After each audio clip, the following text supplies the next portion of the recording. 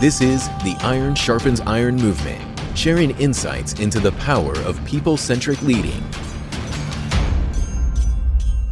Hi, this is Jim, and today we welcome to our tribe the CEO of etailz, a software and services platform company with $1 billion in marketplace sales that partners with brands to grow their businesses on marketplaces such as Amazon, Walmart, and eBay, among others.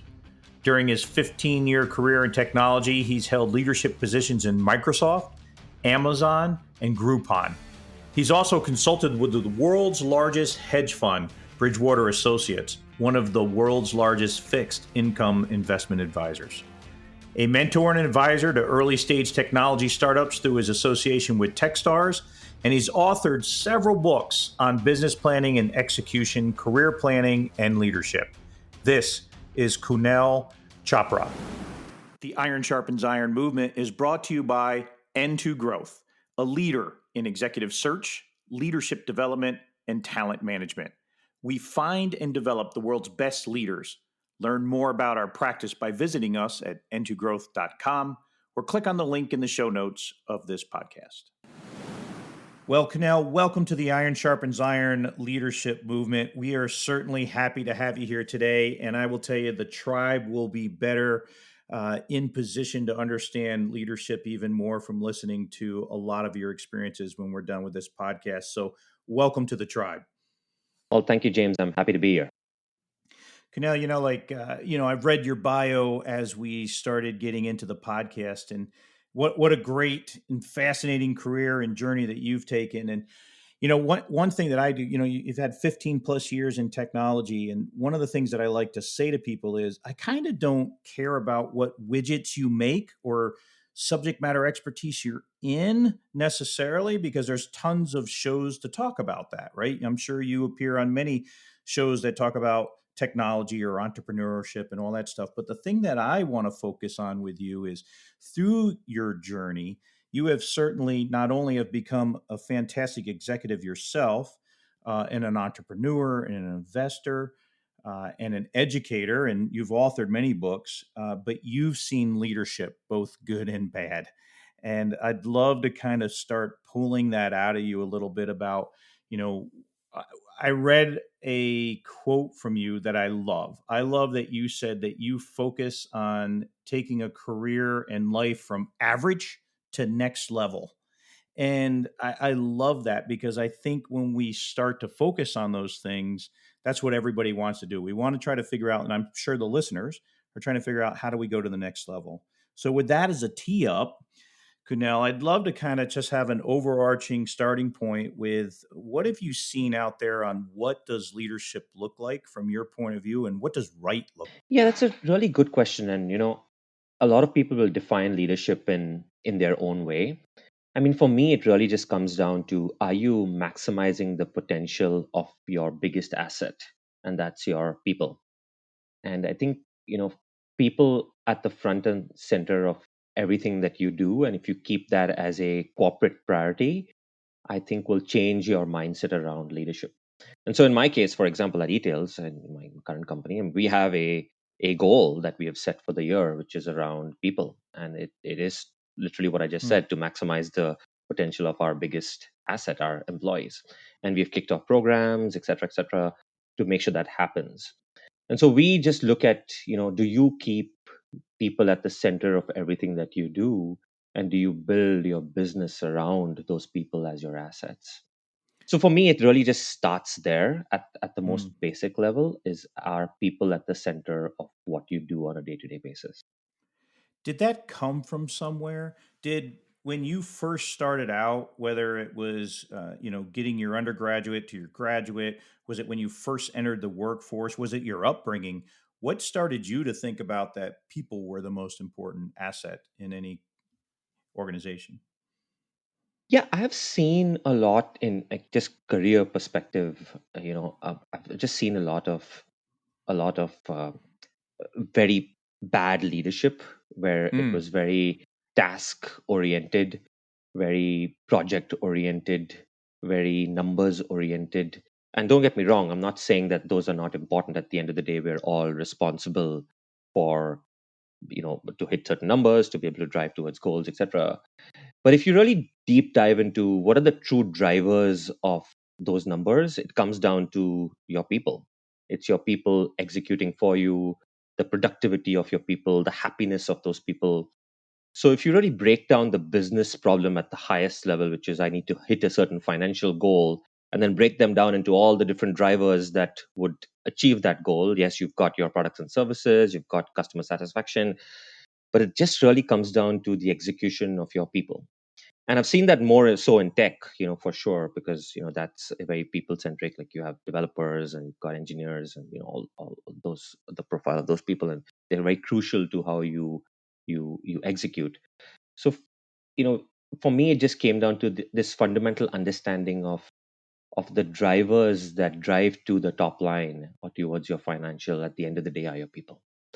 And if you put your importance on those people, you should be able to achieve those goals. It's like a tree, right? If you can visualize your goals in the form of a tree, it's as you start executing on the leaves, and the leaf nodes of those tree are your people. You start executing there, eventually you'll hit the top of the tree, which is your financial goals. Yeah, I love that visual for sure. And I always tell people there's kind of the classic management versus leadership, right? You manage things, Right. those tasks, those numbers, those objectives, and you lead people, it's a very simple thing because there's always that argument, is management and leadership the same thing? Is it different? And I always kind of view it in those terms, because I think it's not a bad thing to drive towards goals, right? And numbers and hit matrices, right? That's what business is about. But you have to have that management and leadership. You can't have one or the other, or you'll never get there for sure. Oh, absolutely. I mean, that's a good point. It's, my view is not focus on driving towards numbers and making sure that you have programs and initiatives and milestones and targets and all of that. Like that is very key, right? I mean, at the end of the day, we are all accountable towards those. So you've got to create the framework around all of that, and you've got to align that across your organization. But you've got to lead your people towards that vision that you have for your organization. Correct. So in the tech field, I do not come from that industry at all. And so from the outside looking in, one of the things that has always concerned me about those that come up in tech, like in other industries too, but in tech, it is very task oriented. There are things where you could be at your desk doing things, whatever that task is, whatever that program that you do, and you're not around a lot of other people sometimes. And so, how do you start to? What are your beliefs, I guess, in teaming and the power of teams or the power of individuals? And then also, how do you start to develop leadership skills early on in a tech career field? Yeah, that's a good question. So my view on any field, and maybe a little more so in tech because of the individualistic nature of some of the roles there, is alignment is a very key principle that leaders need to adhere to, which means that every individual in your company, and especially in tech, needs to be fully committed and aligned to where you want to go as an organization. And so that, and alignment can be in various forms, right? You have company goals and you align those goals across the organization, and everyone feels connected to your goals. Communication is a big means of alignment. Are leaders communicating on a regular basis? Are you do you have regular company meetings? Do you have town halls? What's your way of communicating within the organization socially? Are those messages the same? So that's another key area of, like, how do you communicate across the organization? Team is a very big piece that you mentioned, and I'm a firm believer in the balance between individual and group creativity. I feel like, there's a lot of research out there that says that individuals are actually a lot more creative when they're on their own, and if you can balance that with some group creativity, you can get the best out of those individuals. And so, being able to have the right structures for teams, but then at the same time balancing that with these individual creative sessions, I think is very key to be able to bringing the best out of people.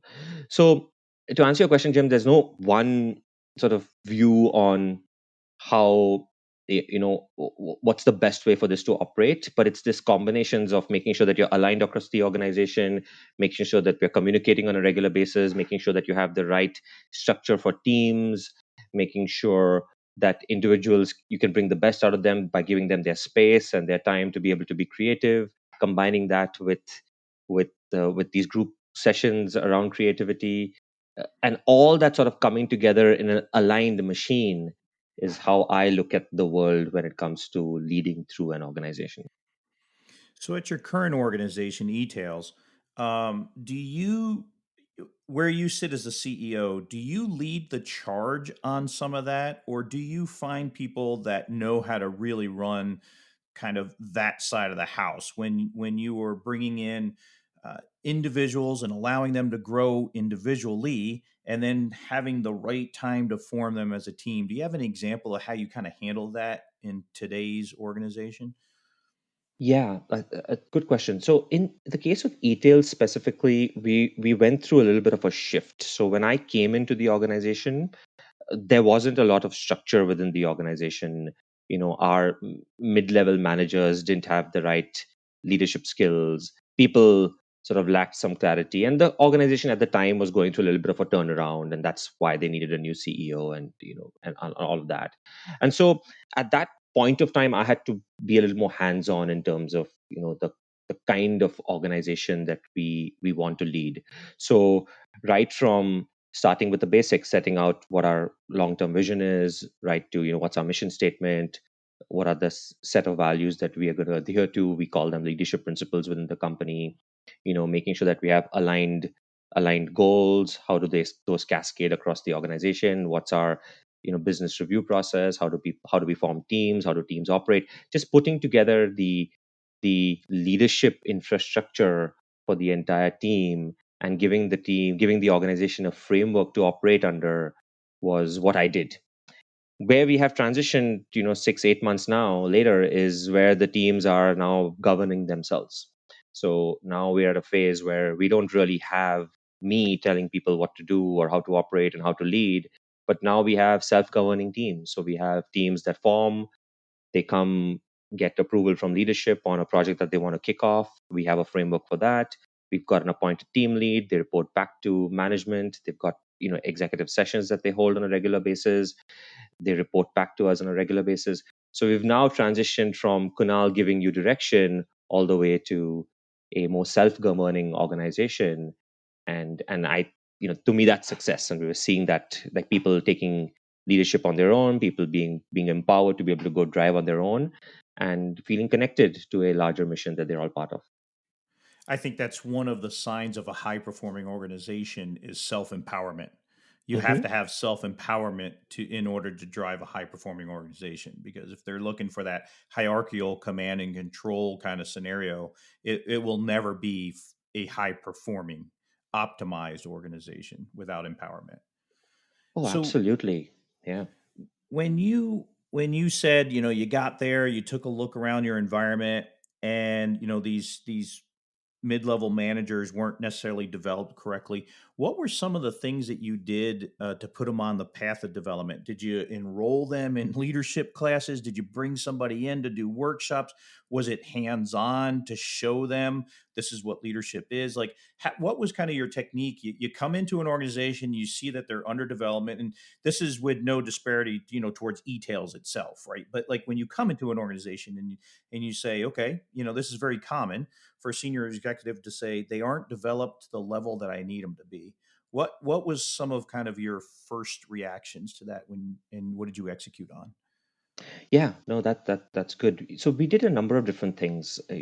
One of the things that we did was, like you rightly said, is just hold more leadership sessions with these folks. So we introduced a training program across the organization where we would have these regular sessions where we would talk less about our products and services, but just about like leadership lessons, career I love lessons, that. growing organizations, experiences. So there was one session that I did, from my end, where I just talked about my experiences for about an hour. And so, just talked about, how I led at Amazon, at Microsoft, and all these different places, some of the lessons that I learned. How did I think about my career as it relates to, work and personally, and all of that. And I think just hearing these stories from people, you can start making it a lot more real. And so I think people were able to connect with that a lot better. So we did that. We also had external speakers from the community here in Spokane come over and speak to our audience around leadership lessons. So we've got some great organizations locally that develop entrepreneurs, that develop leaders in the community. So we had them come in and just talk about their experiences. Again, taking that more storytelling approach, I think people were able to connect a lot more to that. So that was one thing that we did. And the other thing that we did was I started getting very closely inclusive with my organization. So I think, and that has been a key shift in how the organization used to operate and how where we are today. So for example, I am very hands on with my executive team, which means we get together in shorter sessions but more often. So I we do daily stand ups as an example. Just as an executive team, we operate just like we're maybe a tech team. We'll sync up in the mornings, we'll sync up end of the day. We have a weekly meeting where we get together and look at the business start of the week. End of the week, Friday afternoons, my leadership team and I, we sit down and we just talk about leadership lessons from the previous week. And what did we learn and what do we need to improve on. And we take that towards how we can be high performance leaders going into the next week. So having a more connected approach towards my own direct reports, meeting them more regularly throughout the week, them doing the same with their direct reports, meeting them more regularly throughout the week, involving them in what's on your mind, making decisions as a group as opposed to this command authoritarian view of the world, has brought in a lot more camaraderie across the organization. And we all feel connected, even though there is a hierarchical structure from a reporting perspective. We are much more connected across the organization because we're in the loop more. And so that alignment has helped a lot as well. Yeah, it seems like, for starters, leaders need to be visible, and you certainly brought that back to the organization, which is a huge thing, which forms high trust. And almost everything you said the last 2 minutes were really the building of trust within that organization. Again, another sign of a high performing organization. Trust is very key, James, and also transparency. And trust comes with transparency. I'll give you another example of what I do at etailz is uh, every Sunday I write a letter to the entire company every Sunday, and I've done it every week since I've been here, the last Oh eight my. months.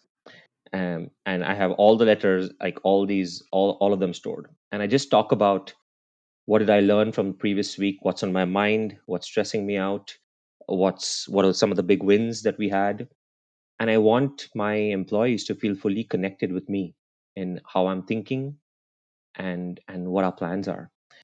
And it's a great way for me to just set the pace for what the next week is going to hold, and also give them transparency in how I'm thinking. And and we've got some really good feedback from employees on that email that goes out to the entire organization every Sunday evening, that it's people feel really connected all the way to the top just by reading that one email.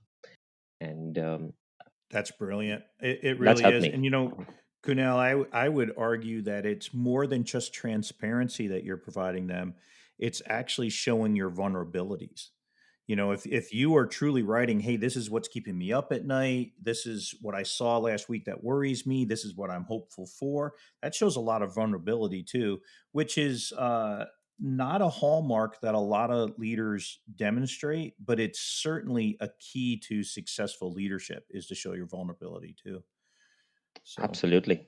yeah, Absolutely. that's when you I want to kind of dive a little deeper into the makeup of your executive team. You said, you bring them in, you have a daily, meeting in the morning, you have, increase in meetings and things like that, and you avoid group think from an authoritarian point of view.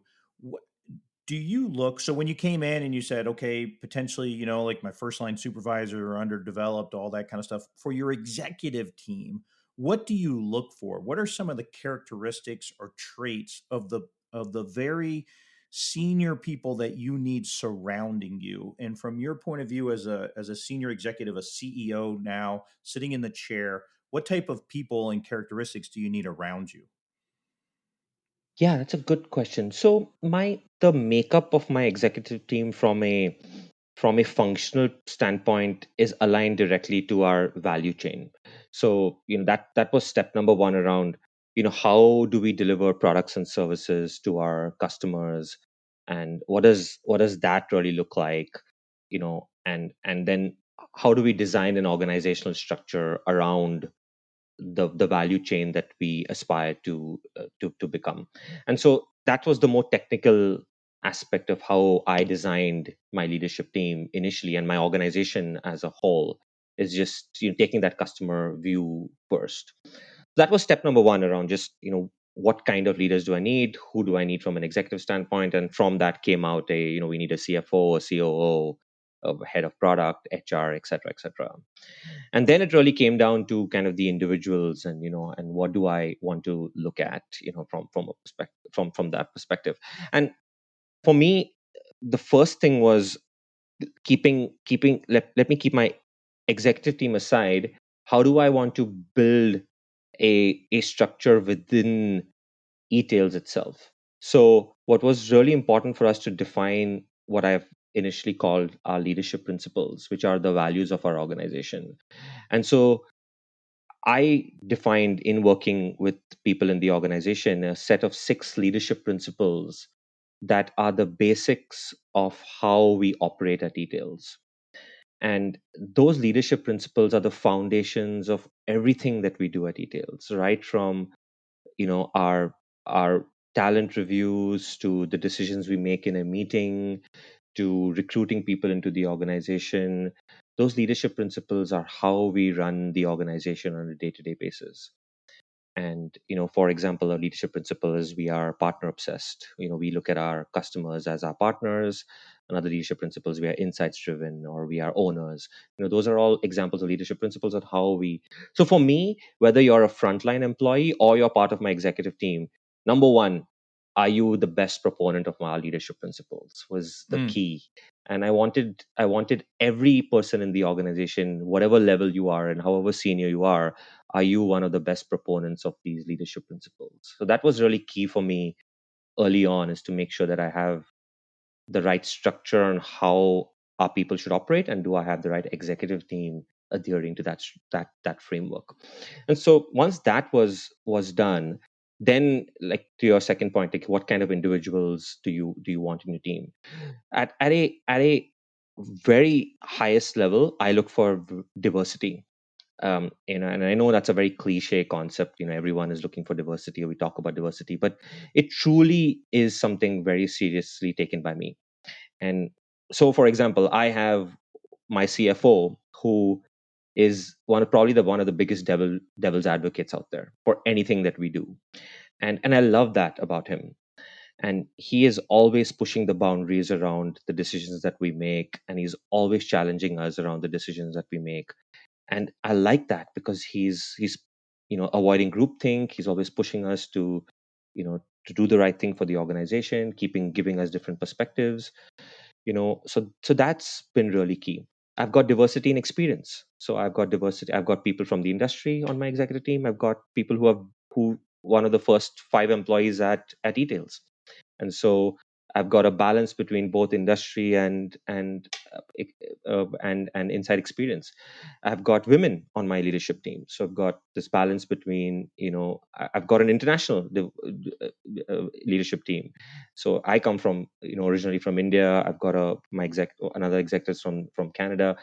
So we've got this balance of different perspectives, both from an industry experience, from etailz, a perspective from women, a perspective from an international audience. And I think that combined with these leadership principles has, created a structure that enables us or facilitates success in the future. I love that. And Kunal, I have to admit something. You are the first person that I have interviewed on the Iron Sharpens Iron podcast that has brought up the importance of a devil's advocate. And I will tell Right. you, I'm a huge proponent of that. I think it's so critically important. And I was going to go somewhere else in the conversation, but I kind of want to stop on this one for a little bit. Um, Talk to me a little bit about why you see the value in a devil's advocate and how you see the importance from a leadership perspective on a devil's advocate, because many of the people will just say, well, that's the person who's always complaining or always asking why in the wrong way and all of those things. Talk to us a little bit about why you think that's important to have that kind of a person in the room. See, at the end of the day, we all care about the success of the organization, which means we all care about hitting certain objectives, certain targets. We care, and we, like we've talked about, and that the drivers of those are customers, people, etc., etc. But we all care about hitting goals. And to hit a certain goal in an extremely competitive environment, in an extremely fast-paced world that we live in, you've got to innovate and you've got to be at the forefront of innovation. To be at the forefront of innovation, you've got to have diverse perspectives that come in. You've got to encourage a culture of debate, and you've got to let insights and data tell you what the right decision is. And that's only going to come when you have these different perspectives in an organization, in a room.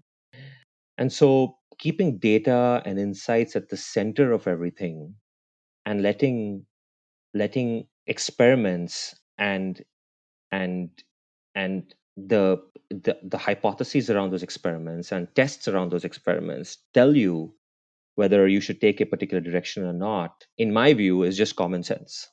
And and I think a lot of leaders, let their ego come in the way, or let their personalities come in the way. Instead, I take the opposite approach around, let data tell us where we want to go. And and and in order to be able to facilitate a culture like that, you need diverse perspectives. And the devil's advocate is this person who is always challenging the group think like culture, is and is helping you facilitate that sort of innovative environment. And so for me, it comes down to as simple as I need to hit a goal. I know the environment is really competitive. I want diverse perspectives. We need to innovate. We need to be on top of our things. We need to be able to compete. And for that, we need different ideas. And those ideas are going to come from people not who think like me, but who think exactly opposite of me. And so that's why not only does my executive team have a devil's advocate, I encourage every team within our organization. In fact, it's one of our we laid a framework recently on just teams at etailz and how should we be running teams at etailz. And one of the characteristics, one of the principles on in that framework is to define what skills you need in your team to be able to achieve your team charter. And as part of that, we've clearly outlined that you should at least pick one person as a devil's advocate. So it's part of our team design framework at etailz now. That is awesome. And I will tell you, it is something that's often overlooked, and especially being purposeful, how you just mentioned it at the end there. Because it's one thing if you have someone that's naturally opposite of you, a complete opposite of personalities, and you use that in the right way so that you can clash iron sharpens iron kind of philosophy. But if you get to a teaming situation and go, during this meeting, we must designate a devil's advocate, or there needs to be a devil's advocate voice for this. That is very purposeful. That is beyond personality. And it's, again, another sign of high performing organizations because they have awareness to say, okay, the people in this room, we're going to talk about whatever X. However, We think we're probably like-minded in this. We probably think we're driving towards the same goal. So, Sally, you need to be the devil's advocate today and be purposeful about challenging every one of our assumptions. And that's something that's not talked about in teaming a lot. And in the military they call it red teaming and things like that. But the devil's Right. devil's advocate is a huge person to have in that meeting every single time. So good on you for doing that at etailz for sure. Because again, hopefully this is a big note taker for the tribe out there listening right now, because I think that's a foot stomper for sure. 100% So agree. so Kunal, back to the principles a little bit. When you said, we hold these 6 leadership principles, to kind of be the cornerstone for the organization. How did you come up? Were those the 6 principles that you carried the first day in your back pocket and said, "These are my principles"? Were they a part of the culture that was already there? Did you have kind of a group that came together and said, "This is kind of where we think the principles are," and you were the final decision maker on them? How did you get to those principles? Yeah. Uh, so my general philosophy on making decisions like these are never to tell people what to do. And so I'm always more of a, like, bring in your ideas to the table, let's have a discussion around it, and then let's conclude on what's best for the organization. And so same similar process. So we knew from a mission perspective where we wanted to go. We had this view on what our vision should be, and then we really needed to think about to be successful in executing on this vision. What kind of organization do we need? What kind of people do we need? And what would make us most successful as an organization to be able to execute on where we want to go? So we really started from that top view of the world first, around where do we want to go, and then what kind of skills, what kind of people, what kind of culture do we want to build to be able to get there. And then we got the right people into the room, a balance between executives, mid-level managers, frontline employees, and did a bunch of brainstorming sessions around what would it take to be able to define a list of principles that makes sense for us, not only for us to be able to execute effectively, but also the kind of organization we want to build in the future. And then, as part of multiple sessions, we came out with a list of these 6 principles that we have shared with the organization since then, and gotten feedback back from the rest of the organization. So, first session around multiple brainstormings, moving that to phase 2, which was to get the organization involved and get some feedback around that. And also, I'm a big proponent of, hey, you made some decisions now, it doesn't mean that they're embedded in there forever. So it's Yeah. an ever evolving set of leadership principles. For example, very recently there's been talk about maybe we should add a 7th, potentially, around transparency. And that's, we've been just hearing a lot of employees, we're getting a bunch of feedback back.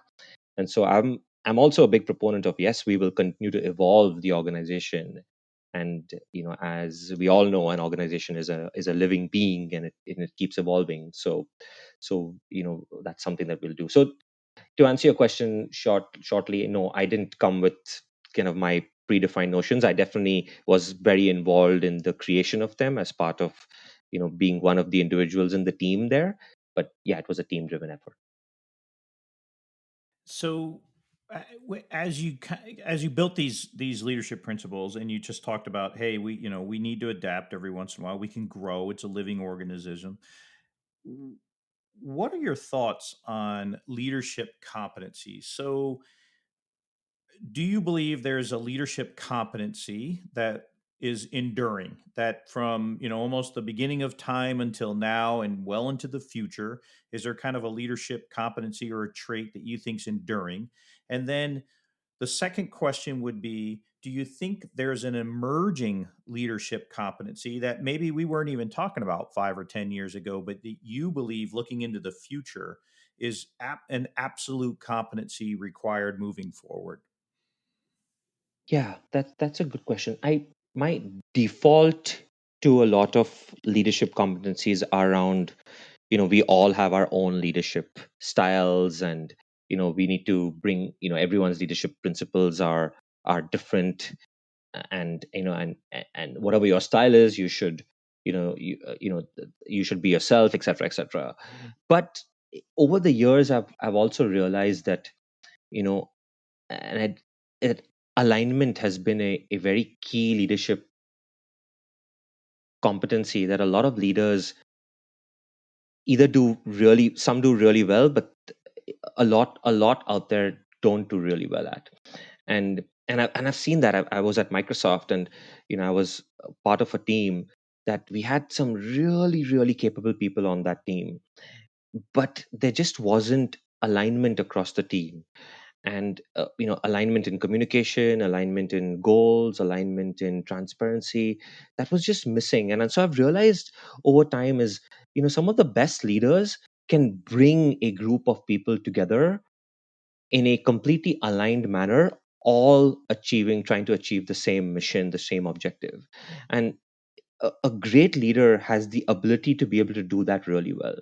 And so I'm a firm believer. Over time, I've realized is that, as much as you should bring your own, style to the table, you should definitely, we all have our own leadership ways of operating.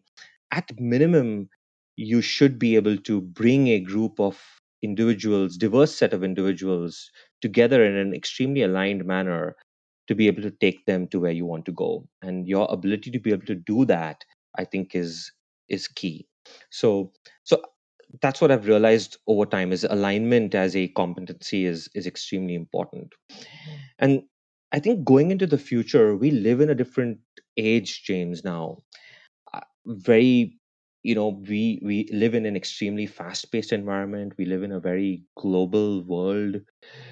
We live in a world that is very competitive, these days. And and so leaders in the future will need to be able to adapt pretty well to this new world. And things that worked in the past may not just work anymore. And so, because I've been, in the entrepreneurial world a lot, I've learned a lot from, like, how entrepreneurs operate. And and I truly believe that leaders of the future will have to start being a lot more like entrepreneurs. And what does that mean? That means that you have to operate or you should have the view of operating with a very limited set of resources. And what does that mean? Again, it means, you know don't invest all your resources into a really large project. Experiment in the ca- you know try different things out. uh, Try out different ideas, see which one sticks, which may not stick. Use data at the center of it all. Bring in people in an inclusive manner, just like an entrepreneur would do, and try to figure out how to solve the problem by using a more inclusive approach. And those kind of approaches that maybe a small entrepreneurial team would take to achieve a certain objective, I think a lot of leaders will need to start putting on their entrepreneurial hats on to be able to execute in the future, because of where this industry is going. And I think we'll see a shift in how leaders tend to run their companies as this starts to take place more. So, would you say that even outside of your vertical, though, agility being one of the primary competencies for leaders going forward, though, no, There you go. no matter the, yeah, So I think yeah, you put it well. I was trying to find the right word for that. Agility. mm, okay, yeah, yeah. I think so too, and I love how you. I'd love to get your perspective a little bit too, and how you said, it's a global community now. World's getting smaller. How do you see that from your side of the house, what you're doing now in etailz and everything, this global marketplace, and even for the audience, we're recording this, we're still involved in the COVID-19 pandemic, which I think really enlightened everybody to see how small the world is. Someone can cough or sneeze in China, and 2 days later they can be in Milwaukee. um, and it's that small of a globe. How does that affect you from a commerce side of the house and from a leadership perspective? On, do you think it's a small world? interconnected? What are your thoughts on that? Absolutely. I mean, we are in a different ballgame. I mean, 10 years ago, I wasn't even thinking about how something in China would potentially affect us here in when I was at Microsoft at the time. And today it's a different game altogether. For example, in our world in e-commerce, which is our entire supply chain is based in China, and so all our products come from there, as an example. But they not only come from China to the US to us directly, they go to a number of different of our customers, and then they have warehouses here in the United States, and they go to they come to us and they go to Amazon, etc. So there's a supply chain that is extremely connected and global in nature, and one break in that supply chain could cause a breakdown of the entire system, and could cause us to completely shut shop. And a lot of businesses have gone through that. And so our world is so connected, and that those connection points are just completely global in nature. And that's not just true from a retail perspective, which is pretty typical. You definitely see a more global supply chain in the retail world, but just from a tech perspective as well. You have developers sitting in India, you have developers in Poland, you've got an organization that is very global in nature, that is working remotely around the clock. I saw that not only at etailz right now, but also when I was at Microsoft and Amazon. We were a completely global team. And so situations and events happening across the globe can certainly affect the operations of an organization, you know anywhere in the United States. And so we're a connected organization, not only from a supply chain standpoint, but from a people standpoint. And fantastic to see as the world evolves to be more connected. But at the same time, like I mentioned, you've got to be more vigilant, because a break in the supply chain could break your business. So, what would be one of the things, you're a mentor and an advisor, I guess, also for early stage startups, right? It's one of the things that you enjoy doing. What would be some advice to them in this particular moment in history with the pandemic, with the backdrop of, you got to have this new agility mindset, small globe, all of these things coming on. What is some of the best advice that you could even share with us if we were in a small room and you had an early stage startup that you were mentoring right now? What would be the best piece of advice that you could give them? Yeah, I'll give them two pieces of advice at this point of time. Well, I think the first thing I would say is perspective matters. And you know and what that means is, you know it's okay, to have a little bit of a downtime in life, assuming that's where your business is going. And you don't need to have the fancy house, you don't need to have the fancy car. You can downsize. It's fine. It's all about what makes you happy. you know Prioritize your family, your happiness, over all the different financials, etc., etc., etc. So you know I would give them that advice first, is take a step back and just think about your perspective in on earth as a whole first, and as opposed to going really hard on yourself as to because the economy is doing badly, etc., etc. And so I am a big fan of just very humble leadership. And I live a very simple life on a personal basis. And even though I'm CEO, etc., I live a very simple life every day, and I take that perspective and I push that perspective on some of my people around me too. And so that's number one. And number two, this is the best time to innovate right now. Like, this is entrepreneurship going to come out at its utter best. And this is the time that all entrepreneurs need to really put on their innovative hats on and say, look, I'm facing some trouble right now. I'm not going to get the sales that I really desired. Great. perfect time to now innovate and think about where can I shift focus? How can I pivot my business to take advantage of the existing situation? This advice, by the way, is not just restricted to entrepreneurs or startups. This is for any organization right now. This is the time to innovate. It's really easy to grow a business when the economy is doing well.